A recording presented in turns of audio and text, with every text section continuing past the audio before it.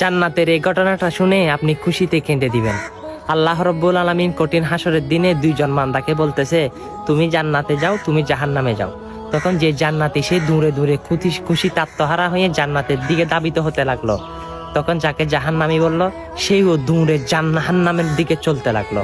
তখন আমার আল্লাহ বলে, হে জিবরিল, এইকে জান্নাত দিলাম, এই নাচ নিয়ামত খাইবে ঠিক কথা, ওকে তো জাহান্নাম দিলাম, সে জাহান্নাম কি জানে না, জাহান্নাম সম্পর্কে উদাহরণ নাই। তখন বলে ওকে আবার ডাকো। তখন পুনরায় যাকে জাহান্নামে দিছে তাকে ডাকলো। তখন আল্লাহ বলে, হে বান্দা, তুমি জাহান্নাম সম্পর্কে জানো না, জাহান্নামে যে আগুনে পুড়তে হবে? তখন ওই বান্দা বলে, ইয়া মওলা, দুনিয়া থাকাকালীন আপনার আদর্শ মানে চলি নাই, তাই আজকে আমি জাহান্নামী। এই কঠিন হাসরের দিনে কোটি কোটি নবী রাসূল মাখলুকাত সহ সবকিছু রয়েছে, তাদের সামনে যদি আমি আপনার কথা না শুনি তাহলে কেমন দেখা যায়?